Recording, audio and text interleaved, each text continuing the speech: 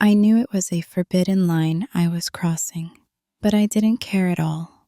My name is Haruna Mizuki, and I am 19 years old enough to vote, old enough to sign my own papers, but apparently not old enough to keep my heart from choosing the worst possible person to worship.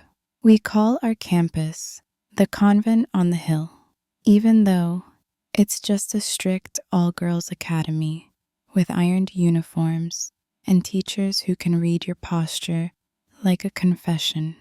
You can measure your life there in bells and whispers.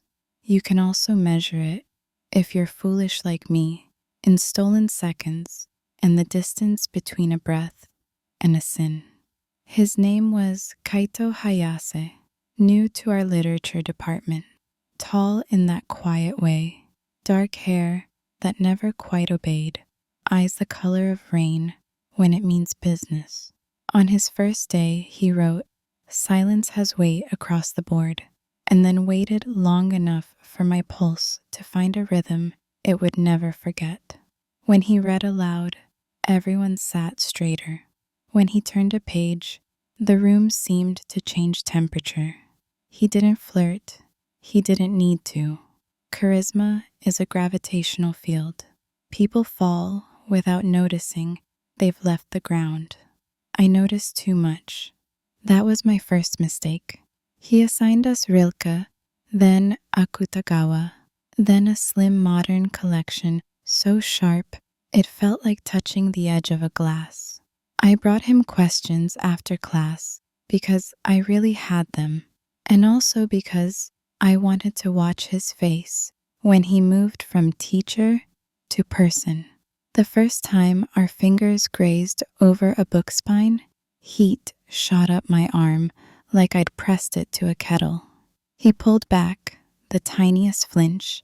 Then he smiled, soft, almost apologetic, as if his palm owed me an explanation.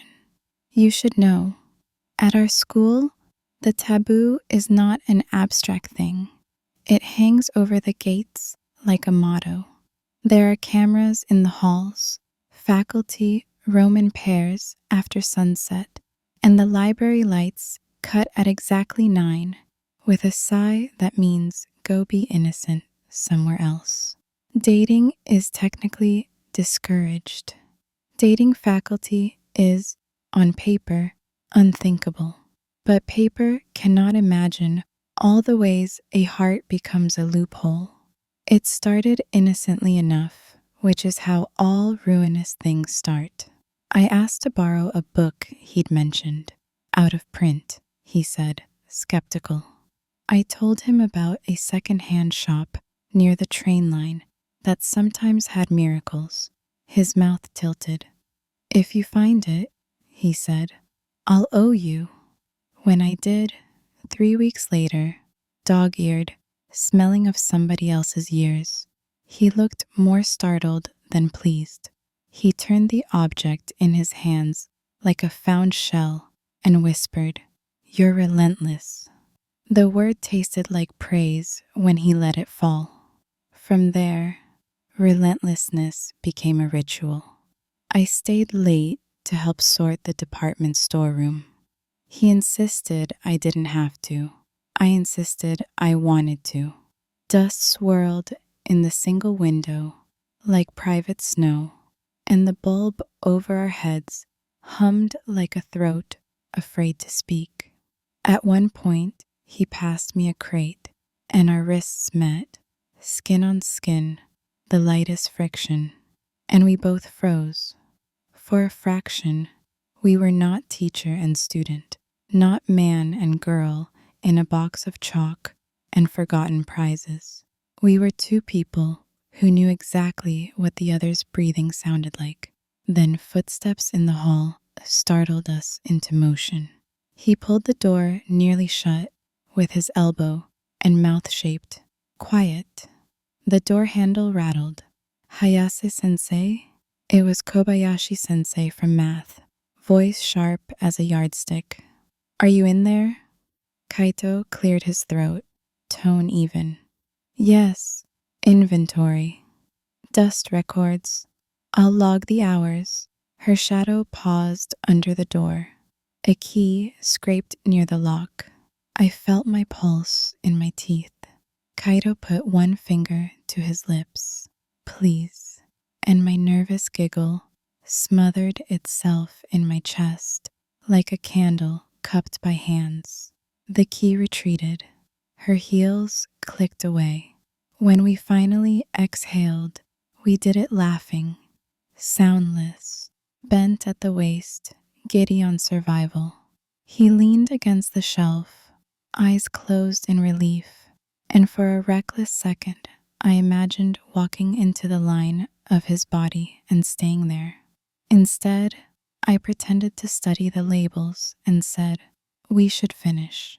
He answered, "We should," but neither of us moved. I went home that night with dust in my hair and the taste of rule breaking on my tongue, like mint and lightning. After that, the near misses became a terrible kind of choreography. In the library, after hours, we shared opposite sides of the same carol, his ankle occasionally finding mine beneath the wood like a question.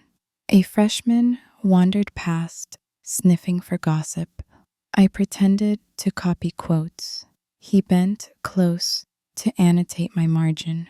Look at how the verb shifts time, and his breath warmed the soft place below my ear.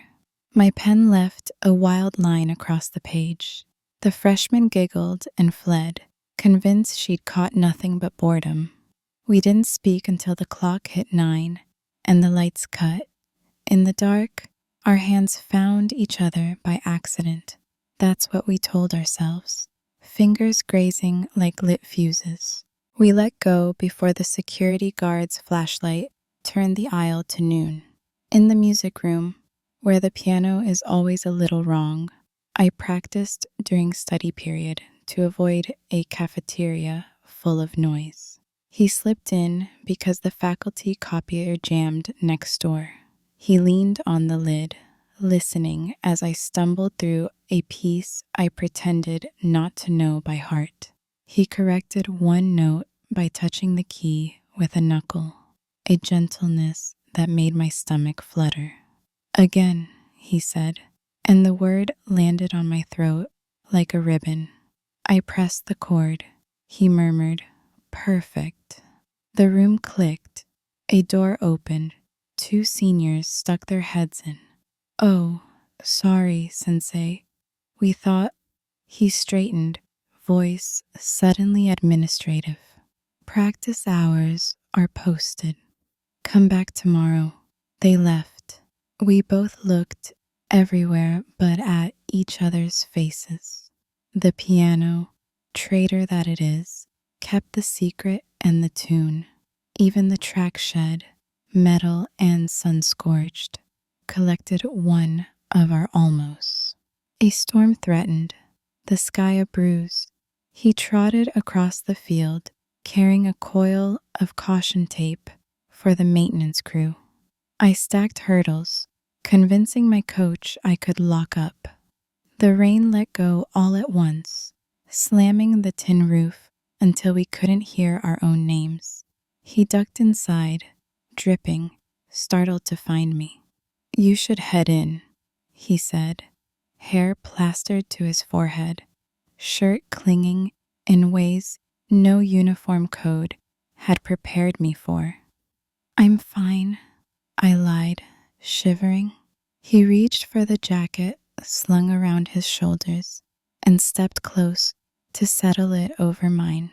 The world narrowed to the scent of clean linen and something like cedar, to the shape of a small scar near his wrist, to the difference between warmth you steal and warmth you are given. I looked up. He looked down. The rain beat itself senseless. Then the shed door banged. A pair of juniors, squealing at the storm, dove for cover and froze. "Oh, sorry, Sensei. Mizuki." The moment broke like a stick. He retreated. casual as a weather report. I pretended to hunt for a lock that was already in my hand. When the girls left, the silence between us had learned how to speak. If you're wondering when the first kiss happened, so am I. It's hard to say which brush of skin upgraded to kiss and never downgraded again. Maybe it was the evening he asked me to carry a stack of essays to his office because the elevator was being memorably stubborn. Maybe it was when he stood behind me to show how a sentence can be rearranged, his fingers guiding mine across paper, his voice low enough to rearrange my bones. Maybe it was exactly when I stepped back, turned, and met him at the corner of a breath, soft shocked, like discovering a door in a wall you always assumed was solid. We broke apart instantly, his hand still hovering near my wrist, mine hovering near his collar as if I could tuck the moment back in. "This can't," he began, the sentence falling apart under its own truth. I nodded too many times. "I know," I whispered, because I did. On the board, in the handbook, in the stained glass of the school chapel. Then he made the mistake of looking at my mouth again. The second kiss was not an accident. Neither was the third. Our rules were simple, because simple is easier to break. Only on campus, after hours, never weekends, no phones. If you see faculty, turn into furniture. If a student looks twice, act bored. We became experts at boredom. In his office, the blinds stayed open just enough that our faces sat in safety while our knees touched like a switch under the desk. In empty stairwells, we learned to step up into silence and down into breath. In the copy room, I stood far away while the machine spit warm pages. When he handed me a stack, paper-brushed palm, and the heat was unbearable. If this sounds like a game, it was, until it wasn't. Desire, dignified or not, recalibrates your clock. I started waking at 5 to curl my hair because he once pushed a loose strand behind my ear with a gaze that made me stupid. I wore the neatest version of our uniform, then loosened the ribbon at my throat, the way heroines do in novels when they are trying to breathe. I laughed loudly in class to prove I was normal. I fell quiet in hallways because quiet held more of him. I told Aoi, my best friend, half-truths about liking someone older, and she groaned theatrically and threatened to vet every man within 5 train stops. I changed the subject. She let me change it because she trusts my face. The closest call happened the night of the open house rehearsal. Faculty wandered the building, fixing last-minute displays. Students pinned posters while pretending not to compete. I slipped into his classroom because the lights were off and the board still smelled faintly of chalk. He arrived 6 minutes later, I counted, with a roll of tape and a face that said, "I shouldn't," and I already did. We stood by the window, whispering nothing that would matter in a court, everything that matters to the body. "I missed you. You saw me at lunch. Don't wear your hair like that unless you plan to." He kissed the place my pulse lives, a terrifyingly careful worship, and I let my fingers learn the seam of his sleeve. The door clicked. Voices. 2, 3, teachers laughing their tired way down the corridor. We froze. The handle turned. He gripped the sill. I pressed into the shadow between the cabinet and the wall. Cloth brushing chalk. Heart trying to abandon me through bone. The door opened 3 inches. "Hayase-sensei," someone sang. "You left your..." "Oh, sorry." Wrong room. The door eased shut. We didn't move for 10 full seconds.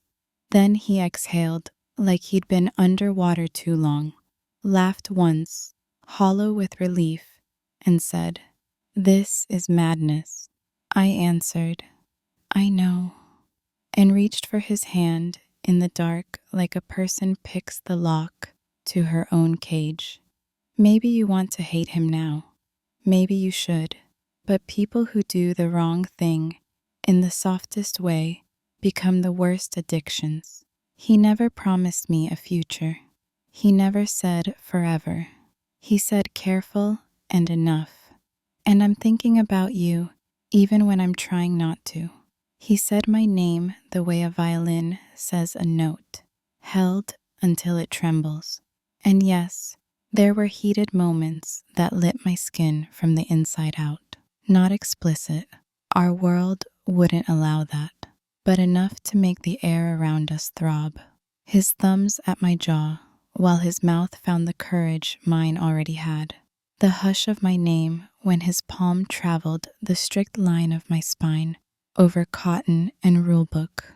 My knees hooked over the rung of his chair, while the campus outside pretended to be asleep. The mirror of his office catching only our wrists, our mouths carefully out of frame. The ridiculous holiness of simply leaning into a man and feeling him lean back like gravity was a promise. The thing about a secret is that it wants to be found. The thing about a taboo is that it grows sharp teeth when you feed it with hours. The thing about me is that I believed I was the exception to consequences, until I learned I wasn't even the exception to him.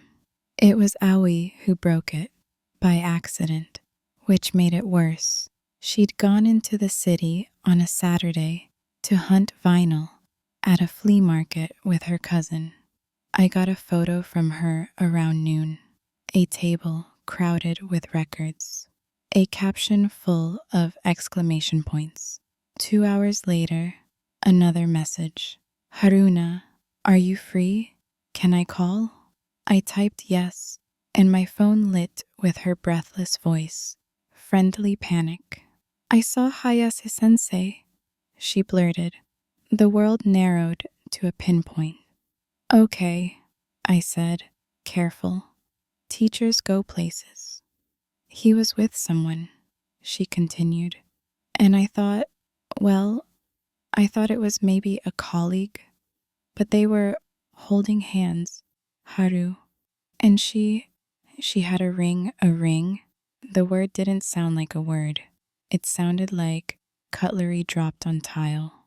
On her finger, Aoi said carefully, like she was lowering me into cold water, 1 inch at a time. Left hand. They were laughing. He bought her coffee. He kissed the top of her head. She paused, then added the mercy that felt like cruelty. "I'm so sorry." There are moments a body remembers more faithfully than the mind. The moment I broke my wrist at 12.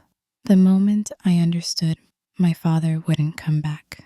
And this, the soft beep of a crosswalk while Aoi's voice tried to pad the truth with pillows. The smell of detergent in my room. The tiny tremor that started in my left ring finger at the word ring and traveled up my arm like frost. I wanted to say, "You're mistaken," but Aoi doesn't mistake. I wanted to say, "It's complicated," but complications don't shine like gold in daylight. I wanted to hang up and run to his office and demand a version of the story where we were not collateral. Instead, I sat down very carefully on the edge of my bed and said, "Thank you," because friendship sometimes means delivering the axe with a blanket. That night, I went to school to return a library book I didn't owe. The campus after sunset is all spine and chapel windows. His office light was on. I knocked like a student. He opened like a man who already knows. He tried a smile. It didn't stick. Haruna, he began, and my name sounded like a sentence that forgot its verb. I walked past him into the room that still smelled of chalk and him. The blinds were pulled halfway. The desk was clean, except for a letter with the school crest, unsealed. Is she your wife? I asked. Straight. It's amazing how grief sharpens diction. He closed the door, then leaned his forehead against it, like maybe wood could pray. Yes, he said, quiet. Then, we've been separated. We were working through it. The past tense hung between us like a fall. We decided to try again, he added, each word carefully folded. It's the right thing. I laughed. One loud, ugly sound that made his shoulders flinch. The right thing? My hands shook, so I braced them on the desk. The letter skidded. Notice of transfer peered up, bureaucratic and neat. You're leaving, I said, because print is honest when mouths won't be. He didn't deny it.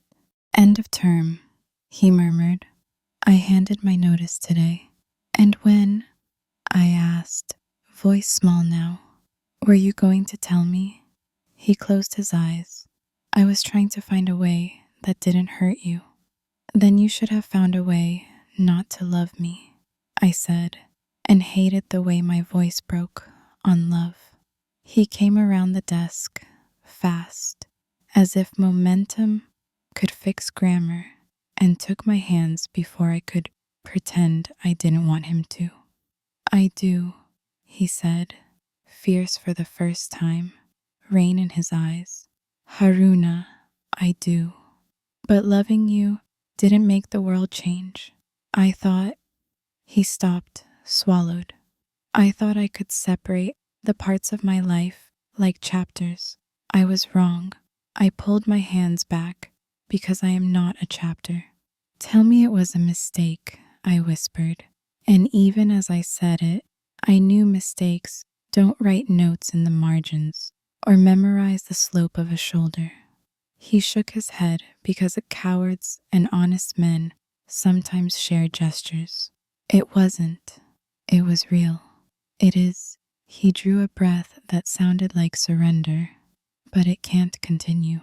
Because of her, I said. Because of right, he corrected, which was worse because it made me the wrong. I wanted to slap him, kiss him, scream, beg, throw the chair, set the letter on fire, dance backward through time. Instead, I straightened my ribbon because something has to be neat when the rest isn't. Then this is our last conversation, I said, and the words tasted like blood and backbone. He nodded helplessly.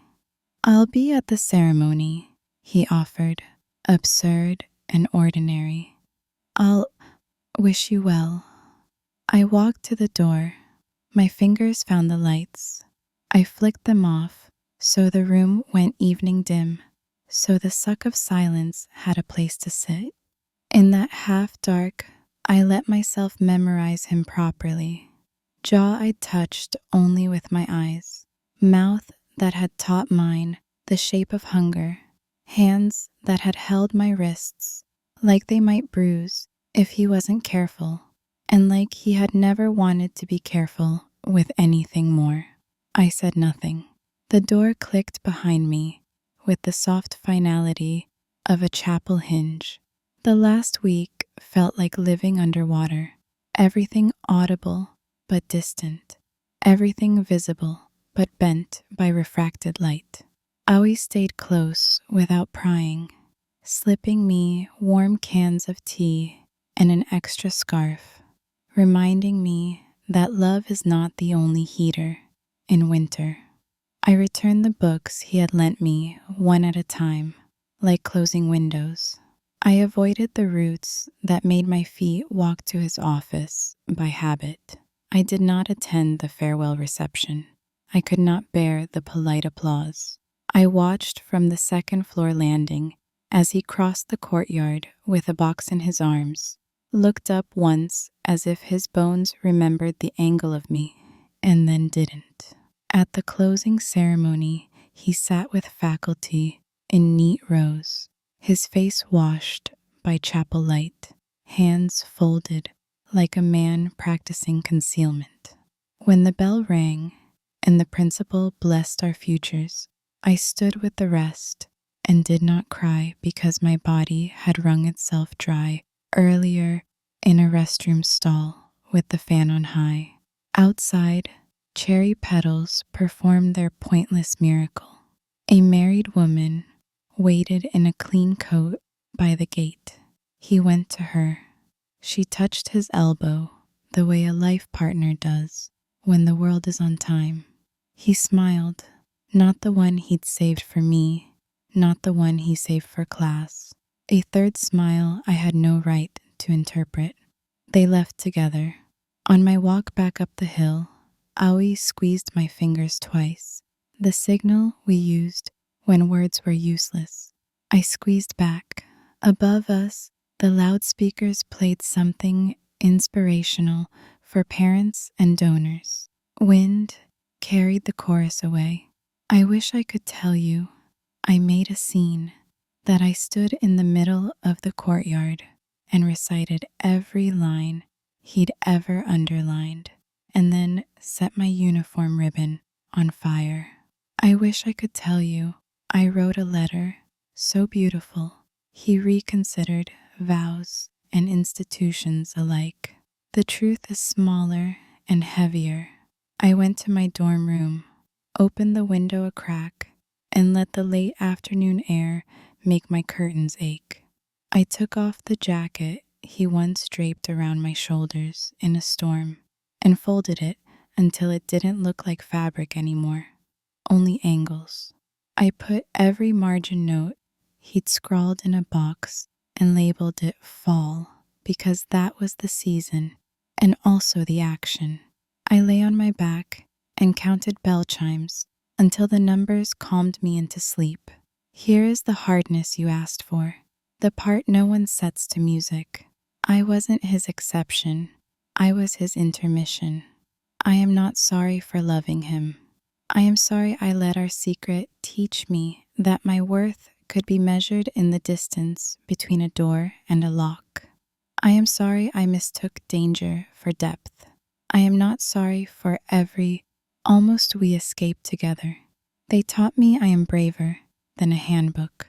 I am not sorry that when I see a chalk dust sunbeam in an empty room, my chest tightens, then opens. One day, maybe soon, maybe after I fail at loving someone else once or twice, I will read Silence Has Weight and not think of his handwriting. One day, I will kiss someone in a room with the lights on and no doors to check, and it will feel like a rule I wrote myself. Today, I walk across our campus for the last time in the uniform he taught me to misbehave inside and press my palm to the cool railing outside his old office. It does not remember me. The room does not inhale. That hurts less than I expected. If you are listening because you fell for someone you should not, I won't tell you not to. Hearts hate orders. I will tell you to keep a map of yourself pinned somewhere safe, so when the world tilts, you can find your way back. I will tell you that secrets are hungry and will eat more than the time you feed them. I will tell you that desire is not proof and restraint is not a lack of love. I will tell you that endings are not punishments. Sometimes they are the only honest thing left. They told us our school was a sanctuary of rules. They were right. Rules did not save me from longing, from foolishness, from the softest ruin I've known. But they did give me a way to step outside the chapel doors when it was over, bow to the bell, and choose the hill path that belongs only to me. I'm Haruna Mizuki. I loved my teacher. We almost shattered the world together. He left. I stayed. And tomorrow, I will still wake up, tie my ribbon, and learn the lesson no book will print. Some loves are meant to be survived, not kept.